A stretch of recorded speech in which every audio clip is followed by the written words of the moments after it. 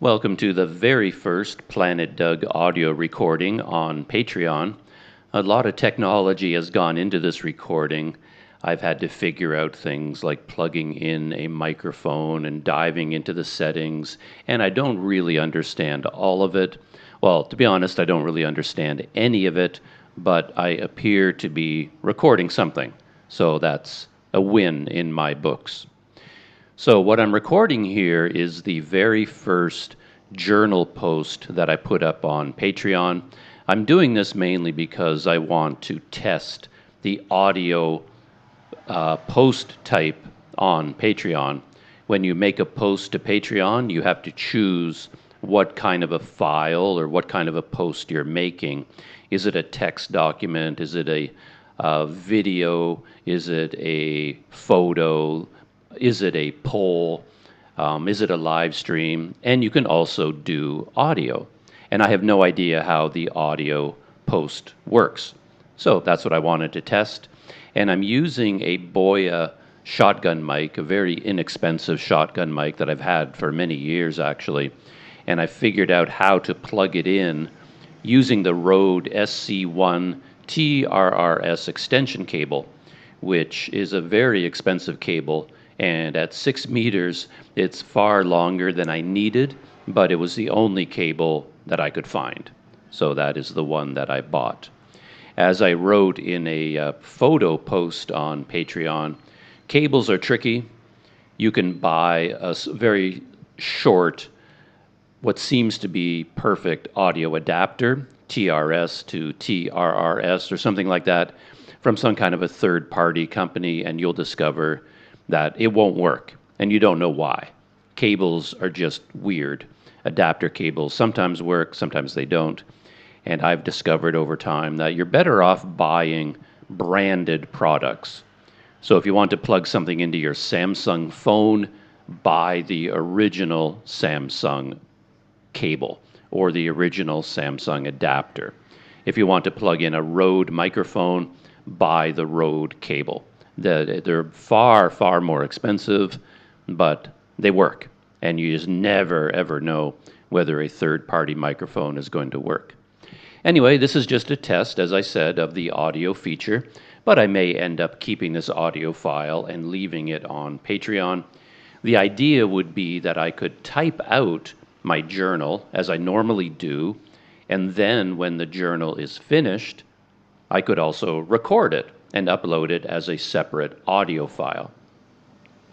That would take a lot longer to do, of course, but it wouldn't take a super long amount of time, and it would be fun. And I know that a lot of people don't want to read, and a good idea, of course, would be to record my online journal as a video. I used to do that on my BTS, the Planet Doug behind the scenes channel, and I really enjoy doing those, but it can take a day and a half to do one of those.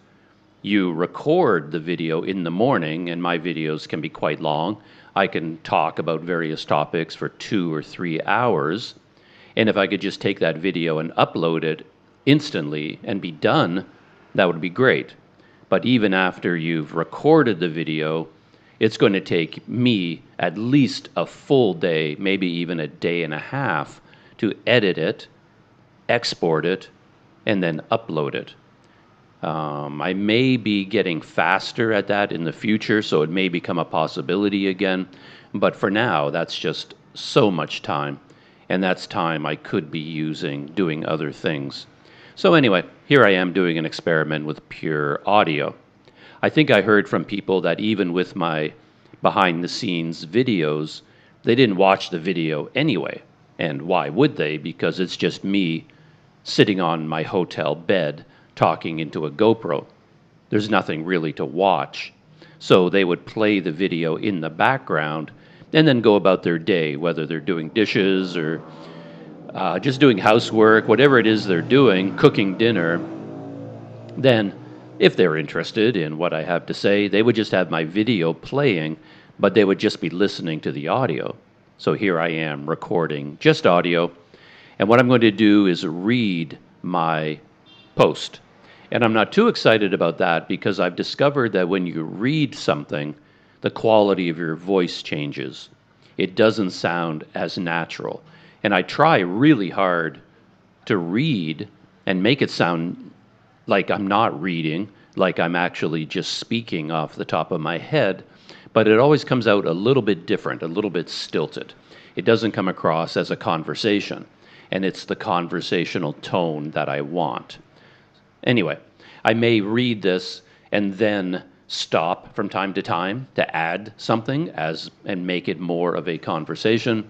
We'll see how this goes. But here we go, starting to read the journal post, beginning with the title and the date.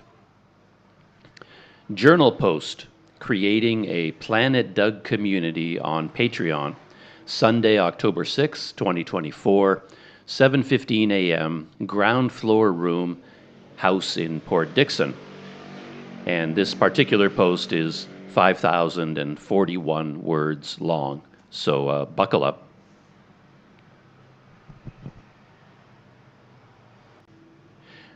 It's been a long time since I've kept a written journal.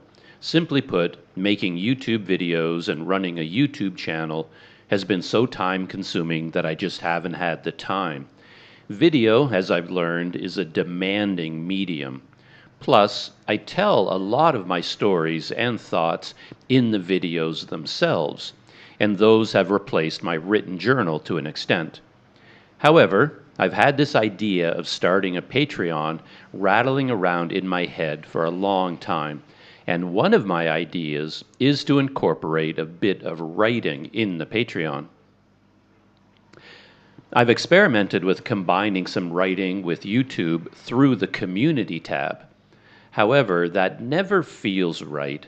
As a platform, YouTube is designed for video, and people who visit YouTube are expecting to find videos. And when they stumble across a relatively long piece of writing on the Community tab, they seem to get annoyed. It bugs them. You'd think that people would be happy to get something extra, like a written update with photos, but in general it bothers them because it's not video. It's different from their expectations. People will complain that it's boring and too long, and they'll comment that I should make a video giving the update rather than writing it down.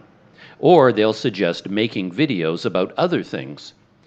They don't appreciate the written update for what it is, something extra. They are annoyed with it because it's not a video. I've noticed this trend on YouTube. As a YouTuber, I've often wanted to give my viewers something extra. There are the normal travel videos that I think of as the heart of Planet Doug.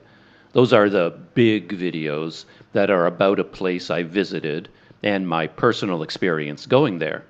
They are long form and take a long time to make. And then I might have this idea to just toss up something short and simple. For example, I might have a time lapse of a scooter ride I took. I didn't include it in the main video, so I decided to put it on YouTube as an extra feature or a bonus video clip.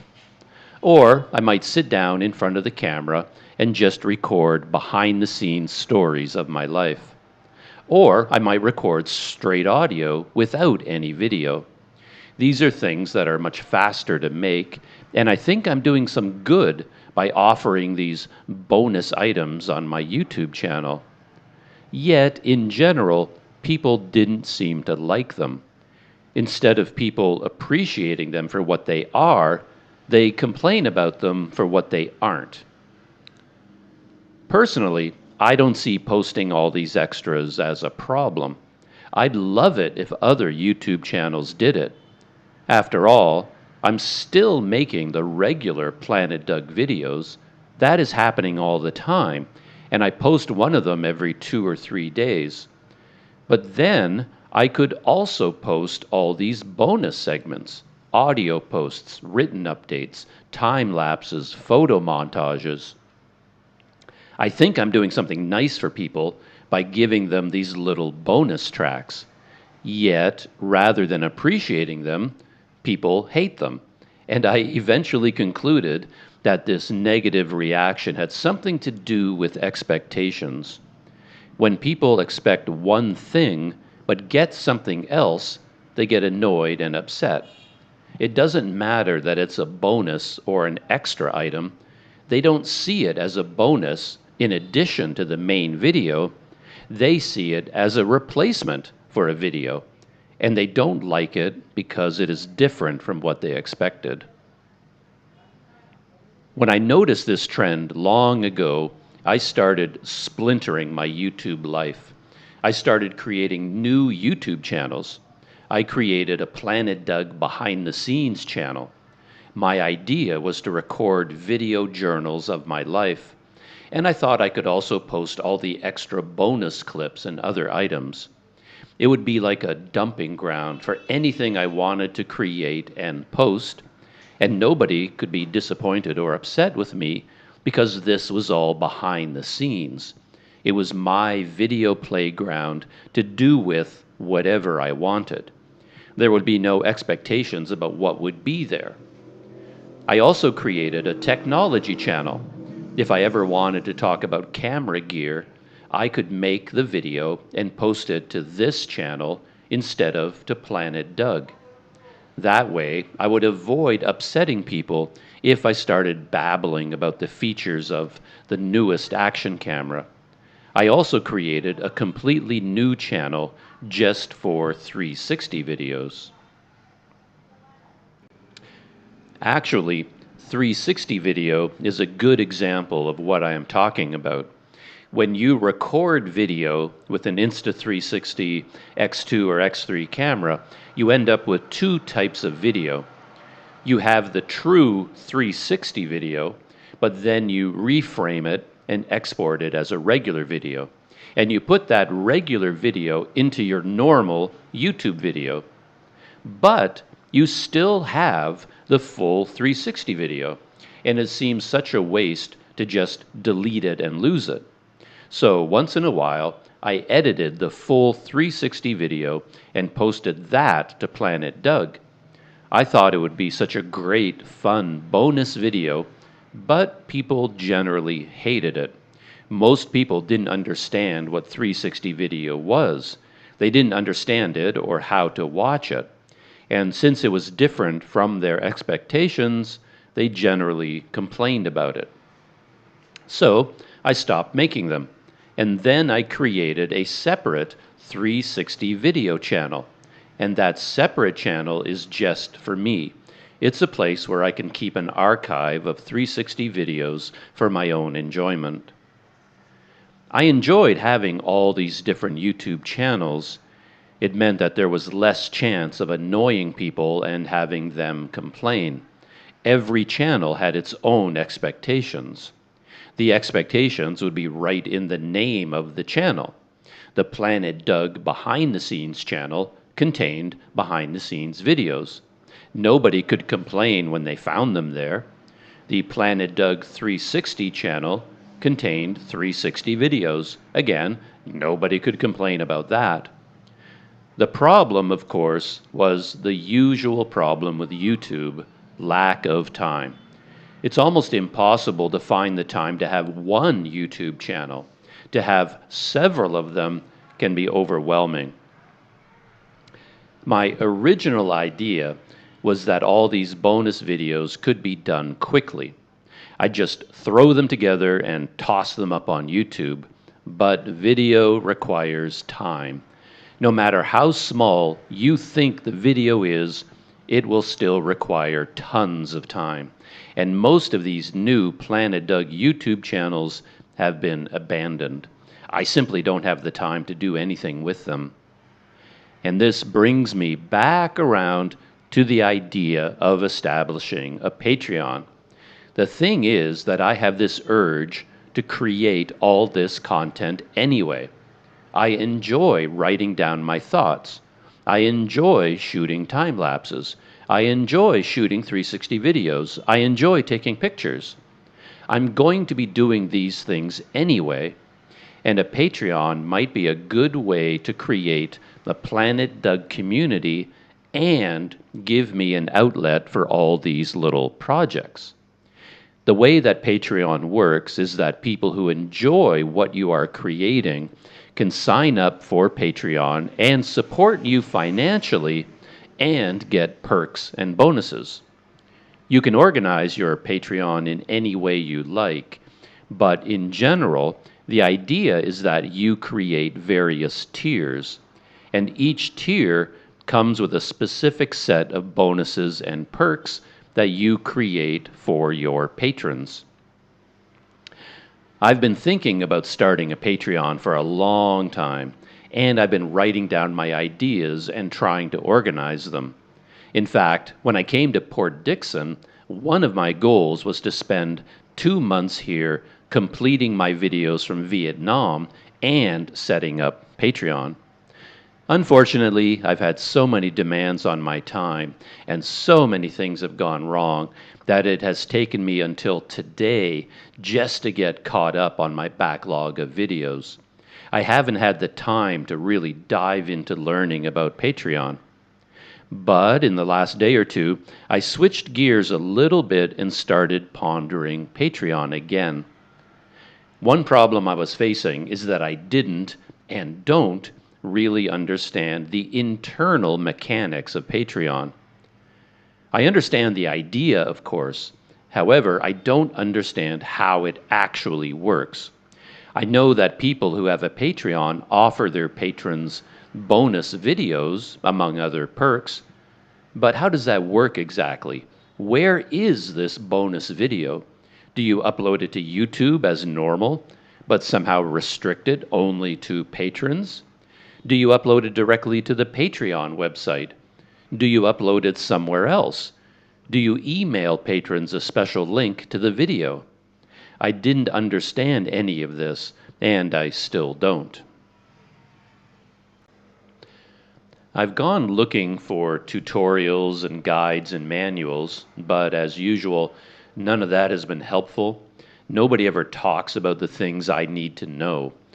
It seems like the entire world already knows everything. I'm the only one that doesn't know these things.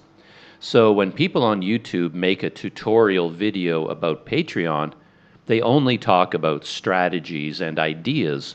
They never get around to talking about the technical aspects of how Patreon works, the actual mechanics. And I find it impossible to design a Patreon without knowing how it works. I think people who make tutorial videos assume that you already know how Patreon works, and they just talk about ideas and strategies, but I need the nuts and bolts explained to me.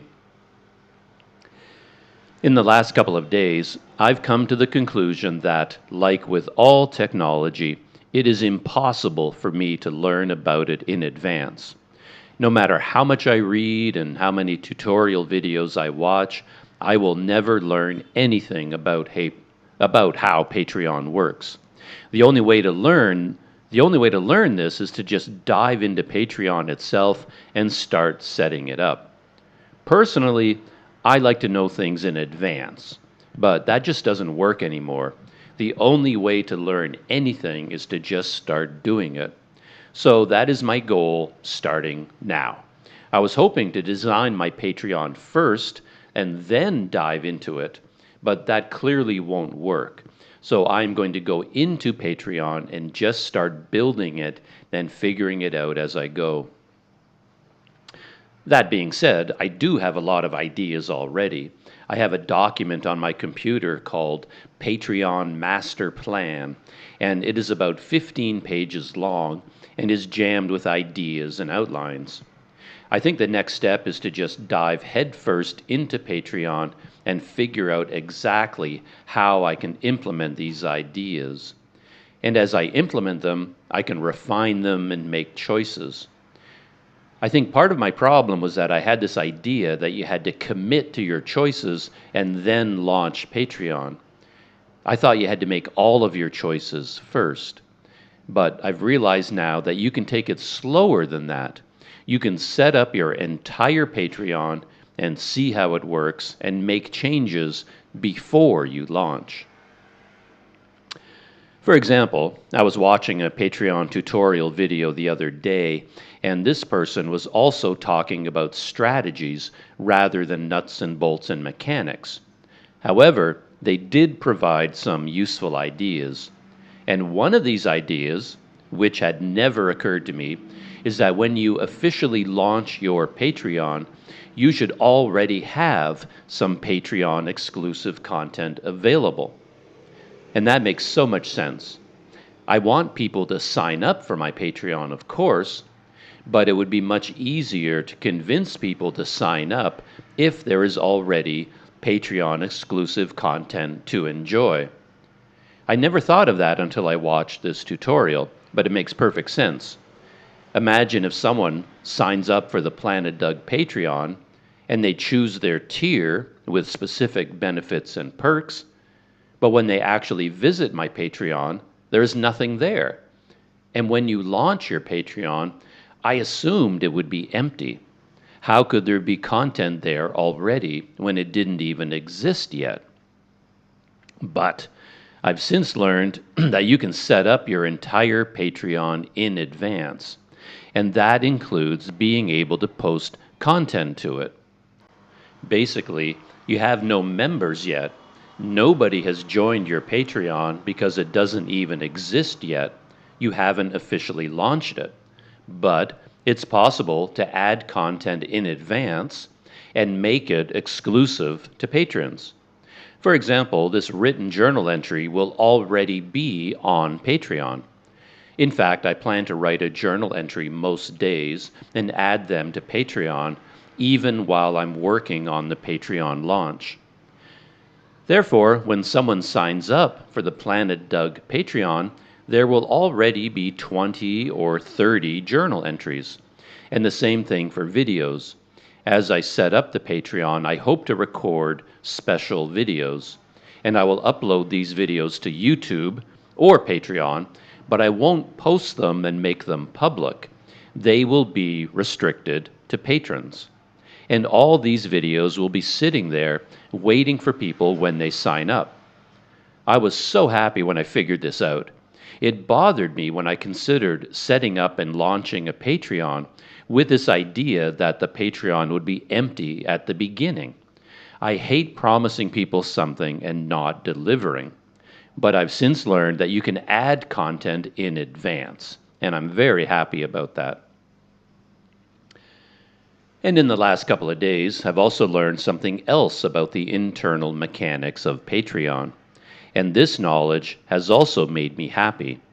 What I learned is that there is a specific Patreon WordPress plugin.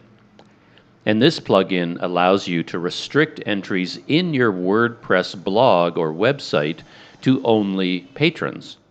I don't know how it works yet. That has been impossible to figure out. As I said, people seem to assume you already know the mechanics and don't explain the nuts and bolts. But the idea is appealing.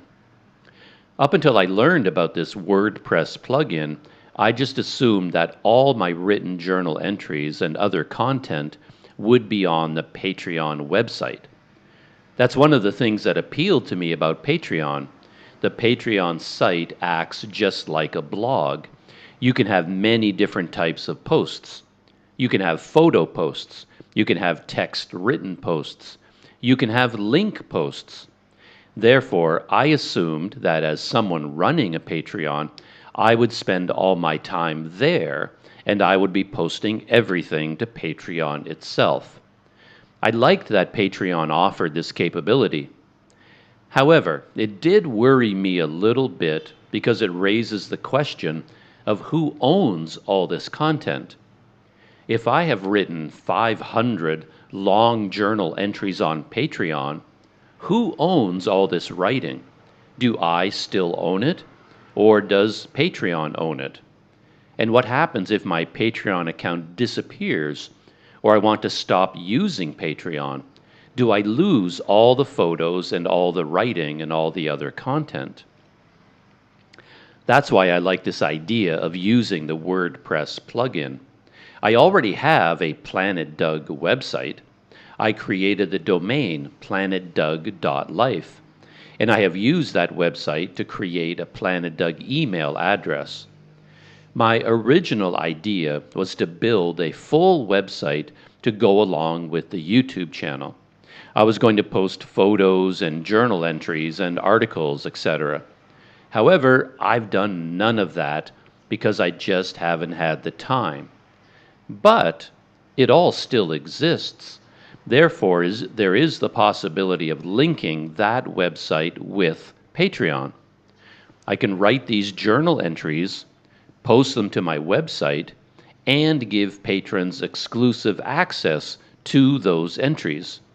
Therefore, the written journal entries will be part of the Planet Doug Patreon, but they will be physically hosted on my personal Planet Doug website. I loved this idea when I stumbled across it. However, over the last couple of days, I've started to ponder some problems with it. Originally, I liked the idea of creating a Planet Doug community on Patreon.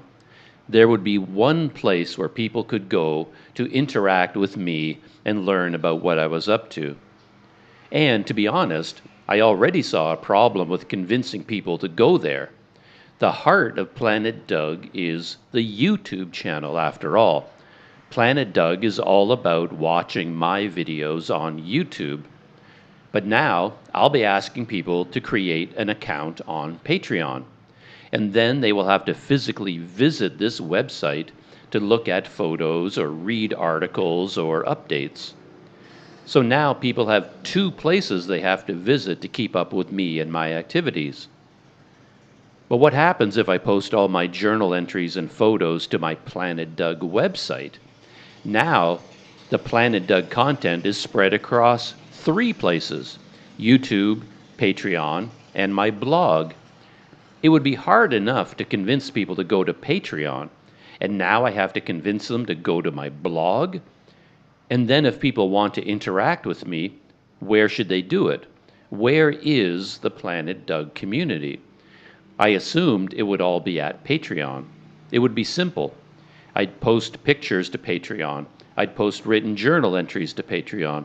People would leave comments on Patreon. I'd reply to them there. But now I'm considering posting to my own blog instead. That's starting to get confusing. People wouldn't know where to go, and then it makes more work for me. Now I'm updating my YouTube channel, updating the Patreon, and maintaining a website. If I want to reply to comments, where do I go? Now I have to go to all three and monitor all three. It feels like I have to make a decision about where the heart of the Planet Doug community will be. Will it be at the Patreon website, or will it be at the Planet Doug blog? See what I mean about things getting confusing?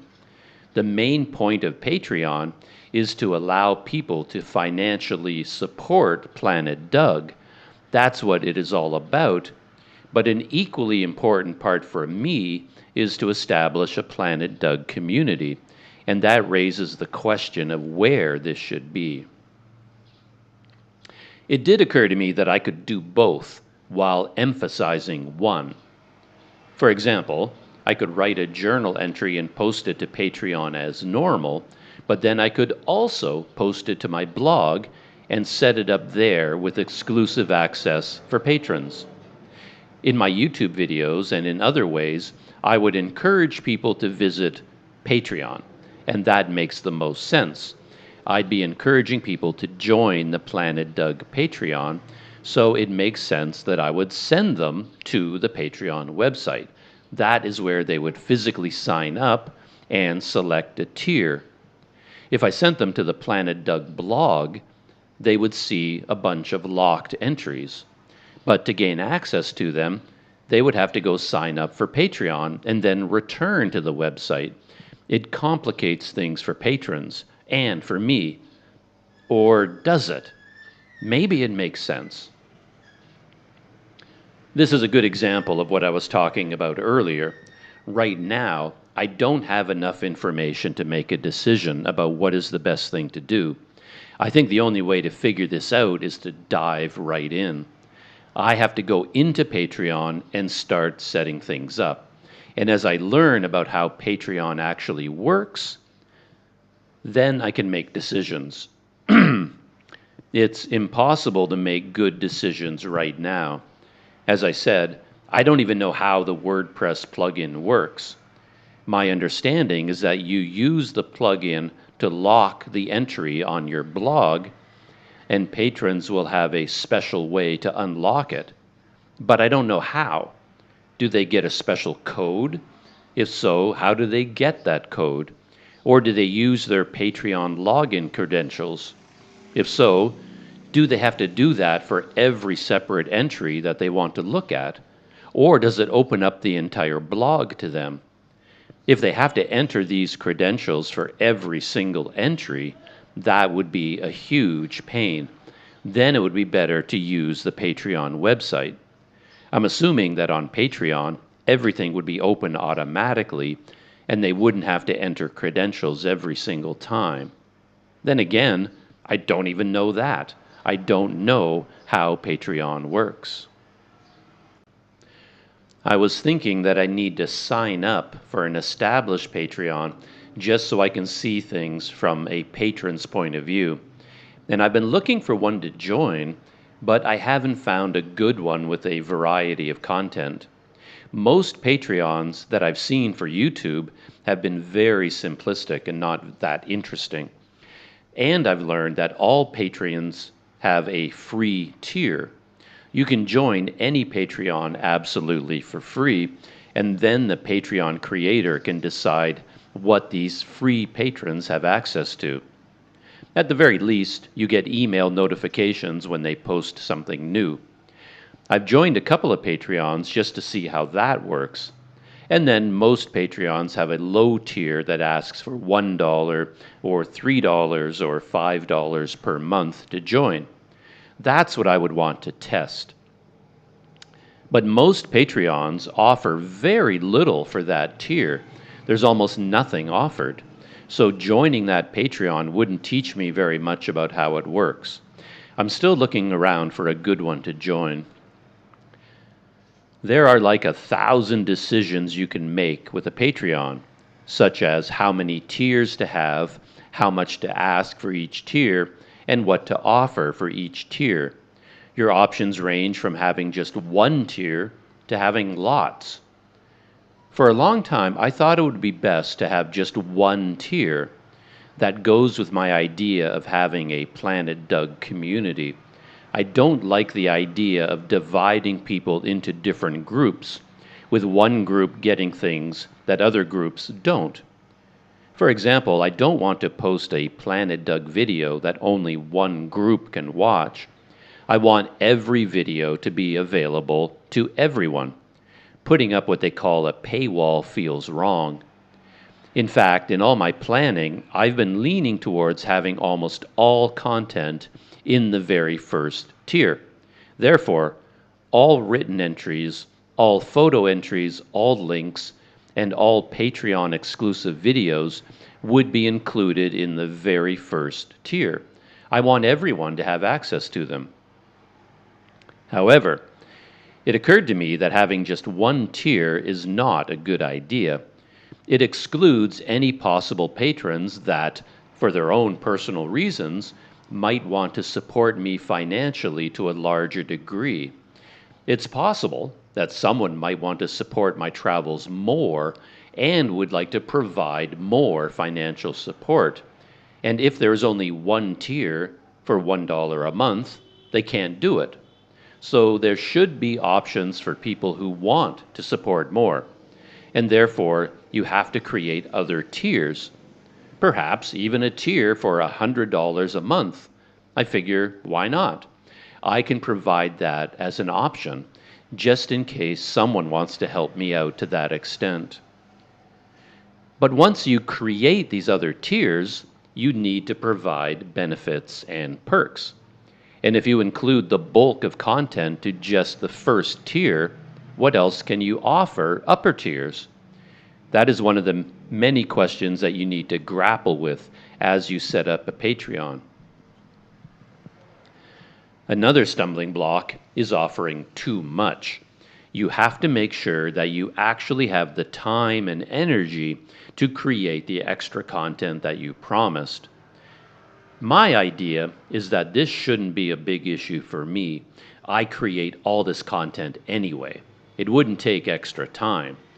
I would just use Patreon as a place to put this content, photos, audio, text, video, without annoying people. Can you imagine posting a 10-page journal entry to the YouTube community tab? You would definitely get some negative feedback and complaining, if not a ton of outright ridicule. But I enjoy writing things like this, and I would do it anyway. And Patreon would just be a place where I could post it. And people would expect it because that is one of the perks of that Patreon tier. No one can complain about me posting a 10-page essay about Patreon because that is what they were expecting. And since I do all these things anyway, it shouldn't add too much to the time I spend. You also have to make decisions about branding and labeling inside the Patreon. I've played around with a bunch of options so far. The simplest approach is to do nothing fancy. You can base your tier names on medals, just like Olympic medals: bronze, silver, gold, platinum. Everyone understands these and instinctively knows which one is higher than the other. The bronze tier would be the lowest one. The platinum tier would be the highest. It's simple and clear. But it's not very personal or very fun. I also worked on a system based on luggage and how people travel. I liked this idea because it was fun. This is what I wrote: Daypack crew, backpack crew, wheeler crew, steamer trunk crew, camper van crew. Daypack crew. Traveling light is your thing. You don't need a ton of space because you know where you're going and what you're going to do when you get there. You've got the essential Planet Doug perks in your lightweight and streamlined knapsack. Backpack crew. Rugged and independent. Your world fits on your back, leaving your hands and feet free to take you anywhere you want to go. Specialized pockets and compartments and a rain cover provide protective space for some well-organized Planet Doug perks. Wheeler crew. You've got this travel thing dialed in. Your wheeled suitcase effortlessly zips through the airport, whisking you from your plane to your Grab to your rooftop Airbnb condo with infinity pool. You're enjoying your Planet Doug perks before other people even get out of customs. Steamer trunk crew. Elegant and romantic. You've got the room to bring it all. You can travel for years and return home a changed person, or start a new life on the other side of the world. Ocean voyages are your specialty, and your spacious steamer trunk provides room for lots of Planet Doug perks. Camper van crew. The best of all worlds? You have your whole life with you, even your 2 cats, 3 rescue dogs, and vintage kite collection. Fully independent, able to go anywhere you want. You enjoy 4-wheeled freedom and the space for all the Planet Doug perks, and then some. The idea is that the first tier was the lightest and smallest, so these people travel with only a day pack. The highest tier gets everything, so they travel around with a camper van. I thought it was a fun idea, but now I think it is far too complicated, and it's not 100% clear which tier is higher than the other. Everyone knows that gold is higher than silver, but is a backpack higher or lower than a wheeler suitcase? Some people think a backpack is better, and some people think a suitcase is better. Anyway, I think I abandoned this idea. It's fun, but cumbersome. At the moment, my idea is to base my tiers on different types of geography on different types of planets. That ties in with the idea of living on planet Doug. 1, free planet. 2, forest planet. 3, jungle planet. 4, ocean planet. 5, mountain planet. And the tagline for Planet Doug Patreon would be, choose your planet. You can live on the forest planet, or you can live on the ocean planet, or on the jungle planet, etc. Free planet, it's a community. Forest planet, it's lush. Jungle planet, it's wild. Ocean planet, it's tropical. Mountain planet, it's lofty. I like this idea. One problem, however, is that there is no clear hierarchy. Actually, when I first came up with this idea, I had more fun with the planet types. I was thinking more in science fiction terms, and I came up with this list. Choose your planet. 1, desert planet. It's exotic. 2, ice planet. It's cool. 3, ocean planet. It's refreshing. 4, lava planet. It's hot.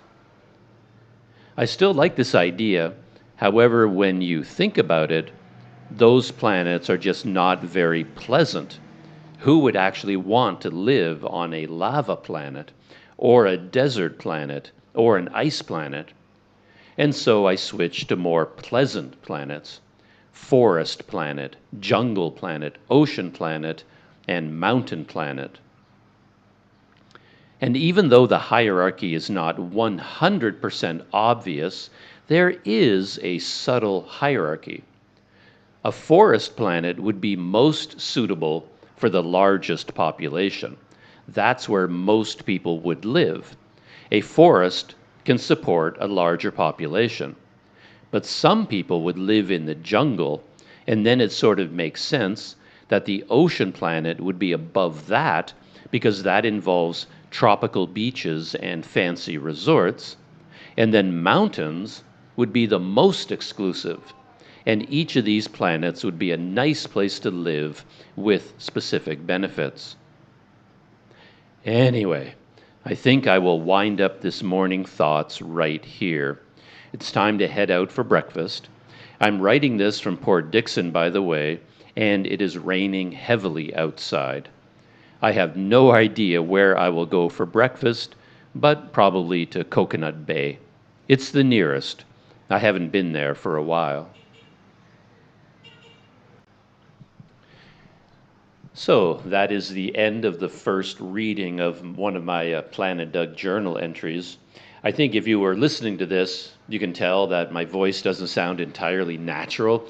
I'm trying to make it natural, and I'm trying to speak like I'm having a conversation, but somehow holding a microphone makes you start to speak louder and louder, and then you start adding more like emphasis to certain words, trying to make them jump out. Like when you're writing something, if you want a word to be emphasized, you put it in italics.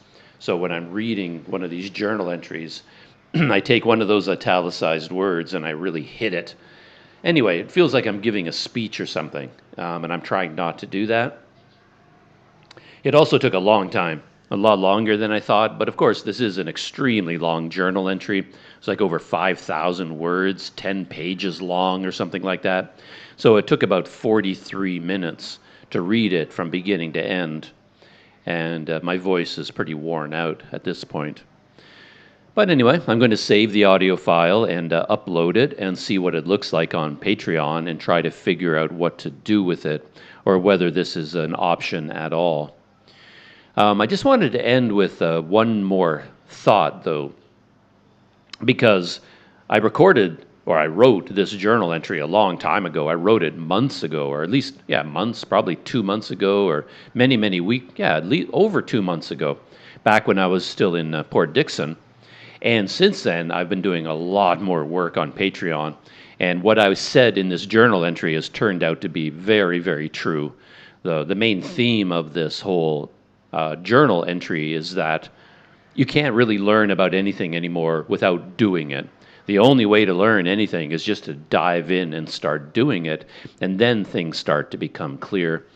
I'm accustomed to a world where, like even for computer programs back in the old days, when I was in my 20s and 30s, I guess, certainly my 20s, you learned about computer programs from big manuals. So if you got in, like even the old famous word processing program, what was it called? WordPerfect. I loved WordPerfect. I considered myself something of an expert in WordPerfect, and I actually bought the 500-page manuals made by other companies that you could buy, and then it'd be a complete guide to every single feature in WordPerfect. And I would read it like it was a novel. I start on page 1, and then I just read it from page 1 to page 500 and learned everything there was to learn about WordPerfect. And that's how I learned everything. I would buy the manual. I used to have I only had one real car in my life, an old Toyota Celica, and I bought the book for how to fix a Toyota Celica. You could buy the manual for how to maintain the engine and how to replace parts and things like that. Then you could read the book, and after reading the book, like how to replace the carburetor chapter, then you could go to your Toyota and you yourself could replace the carburetor because you learned how to do it from the book. But I find in the modern world, it doesn't work that way anymore. I try. I go online, I find tutorials, I find books online, I read the whole thing. No matter how much I read, I never understand anything anymore. Books, reading, technical manuals, guidelines, help support documents, none of that works anymore. It just does not work. Maybe it's me, maybe my brain is fried. Yeah, that could be true. So I just started recently. I'm actually recording this audio file in Sumatra. So I'm in the town of Tanjung Balai in Sumatra. It's months after I wrote the journal entry. And over the last week and a half, I've been working nonstop on Patreon. That's all I've been doing. And I've been creating content, creating collections, because you can group your Patreon content into collections. Anyway, I've been working really hard on Patreon, doing exactly what I talked about in this entry. I'm creating a lot of Patreon content so that there will be things there when I launch. And I've been learning a lot. And I've also been thinking a lot more about the tiers. I still don't know what to do about the tiers. That's the most challenging part. It's kind of ironic, and it's kind of fitting that when you're doing voice to text, because I send people a lot of messages on WhatsApp and things like that, and then I'll do voice to text. I don't type them out. I speak, and then WhatsApp will type out the text. And every time I say tier, they type it as TEAR. I talk about Patreon tiers, TIERS, but WhatsApp will write it as Patreon tears, as if I'm crying. And I find that's kind of funny and appropriate because it can be so frustrating and so stressful trying to figure all these things out. And you do have Patreon tears. You're crying from the stress and the hard work of it all. But anyway, I'm still sticking with this idea of using planets. My main problem with using planets, as I said, is the lack of a completely clear hierarchy. But the more I work with them, the more I think about them, the more I organize them, the hierarchy is obvious to me. It seems obvious that the forest is the basic level. That's where most people would live. And then the jungle is special. The jungle is different from the forest and a certain type of person would live in the jungle. And it kind of makes sense to me that that person, the jungle person, would maybe be more inclined to sign up for a more expensive tier on Planet Doug. And then you go to the ocean planet. To me, that again seems higher than the jungle, because people who go to the ocean, I mean, they're wealthy people. They go to tropical islands and they sip pina coladas on the beach in their fancy resort. Those are ocean people. You go to you go to Hawaii, you go to the Caribbean, you go to the, I don't know, name Réunion. You go to fancy, expensive island resorts. So the ocean world feels more exclusive to me. So it's higher than a forest planet, the ocean planet. You even see that in the movie Fifth Element, because everybody lives on Earth, which is kind of a slum in the Fifth Element. But then our hero, Bruce Willis, as part of his mission, he goes to the cruise ship on Flotsam Paradise. And the cruise ship, Flotsam Paradise, is on an ocean planet, where the spaceship is like being on a beachside resort. When he comes off his shuttle, they actually present him with Hawaiian dance and Hawaiian music, and they put the flower garlands around his neck. So yeah, when people go on an expensive holiday, they go to a tropical island resort in the ocean, hence the ocean planet. And then, on top of that, we've got the mountain planet. And in my mind, having the mountain planet as the highest one feels like it fits into a kind of hierarchy. Clearly, Mount Everest is higher than the forest, higher than the ocean, higher than the jungle. I mean, mountains are at a much higher altitude. So in your mind, you think about a mountain planet, it's higher than the other planets. And then we are talking about a very exclusive club, right? In my mind, I was thinking about making the mountain planet tier the $100 tier.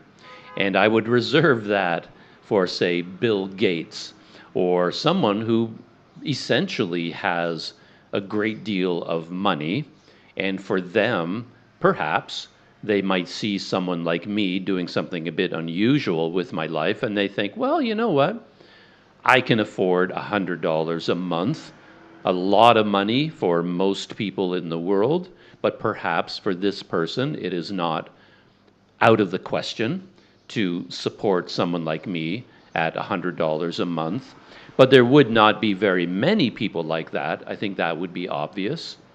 And then these people are in the most exclusive club of all.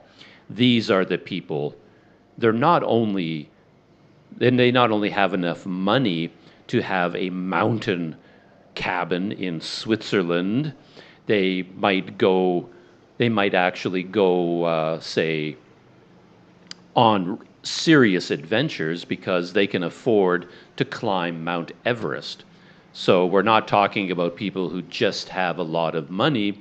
We're talking about a certain type of person who might use that money to climb Mount Everest, to climb K2, to really go into the mountains, to the true highest elevations that most people wouldn't even contemplate doing.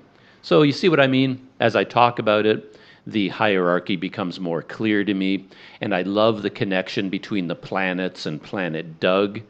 You can be, if you're talking to people, you can talk about, if I'm making a video where I'm talking to people who have joined my Patreon, the language feels natural.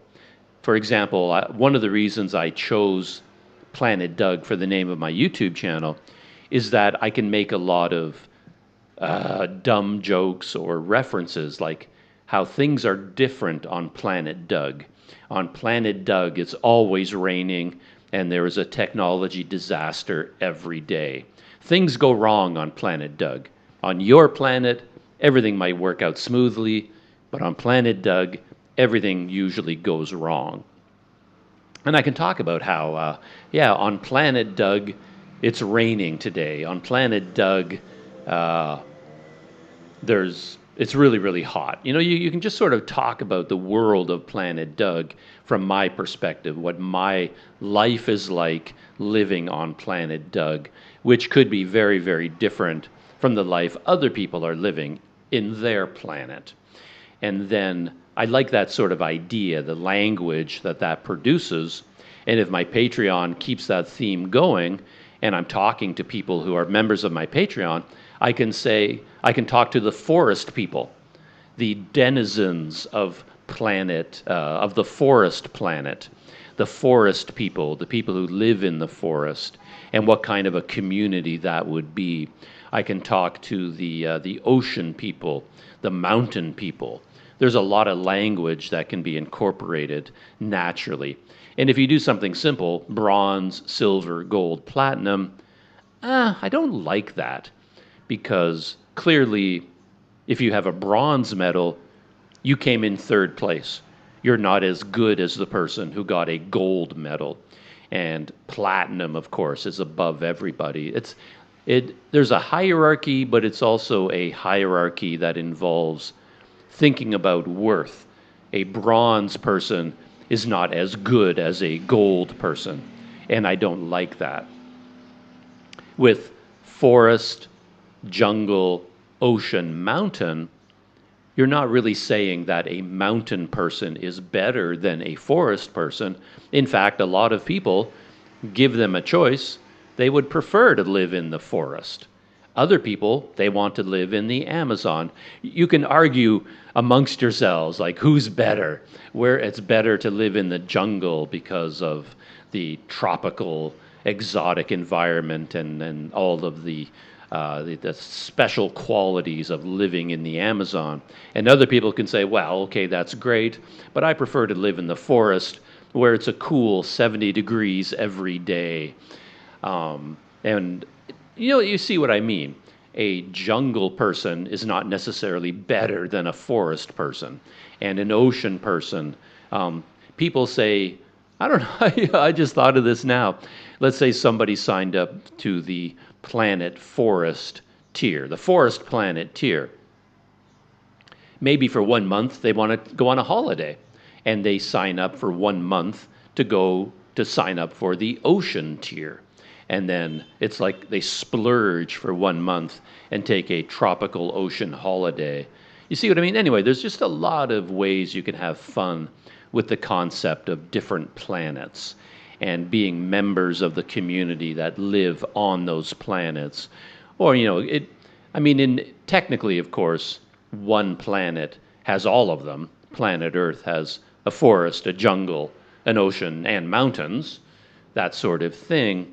So saying mountain planet or forest planet, you're implying that this entire planet consists of nothing but forests, which is not 100% logical. But I still think thematically it holds together, especially if you're thinking in like a science fiction universe. If you're traveling around the world like around the universe around the galaxy, like Bruce Willis in Fifth Element, he takes a trip to an actual ocean planet. It is nothing but ocean. So, these things are not beyond the realm of possibility. Anyway, a good thing about doing this impromptu and just not reading from a script, like not reading from my journal entry, is also that you hear, well, of course you could hear the background noise when I was reading the journal entry as well. You can hear the traffic. Right now you can hear the call to prayer from the mosque across the road. But better than that, I can stand up. So right now I'm standing up in my room and I can walk around. I don't actually have to sit in front of the laptop. And of course, I have my 6-meter Rode SC1 extension cord. So I'm free to go anywhere I want. I could even go walk outside right now if I wanted to. The cord will go all the way there. I don't really want to go that far away because I do like to see the recording app on my laptop screen. I can see the audio levels and I can see that it's still recording.